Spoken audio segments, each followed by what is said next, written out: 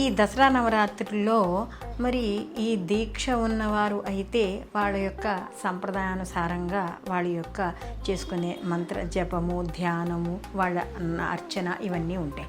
మరి ఈ యొక్క కంపల్సరీగా ఈ దీక్ష లేని వాళ్ళు ఏ విధంగా చేసుకోవాలి అని అనుకుంటే, ఈ దీక్ష లేని వాళ్ళు అంటే ఈ మంత్ర దీక్ష లేని వాళ్ళు మాత్రం ఎటువంటి బీజాక్షరాలు మాత్రం ఉచ్చరించడానికి వీల్లేదు. సాత్వికంగా ఈ యొక్క పూజా విధానాన్ని చేసుకోవాలి. ఇంట్లో ఏదైనా ఒక పీటకి పసుపు రాసి బొట్టు పెట్టి మనకి అష్టదళ పద్మం, శంఖం, చక్రం, పద్మం ఇవన్నీ వేసుకుని అమ్మవారి యొక్క ప్రతిమను కానీ లేదా ఒక ఫోటోను కానీ పెట్టుకొని అక్కడ ఉదయము సాయంకాలము కూడా 2 పూట్ల దీపారాధన చేసుకుని అమ్మవారికి పొద్దున సాయంకాలం కూడా షోడశ ఉపచార పూజా విధానం అని ఉంటుంది.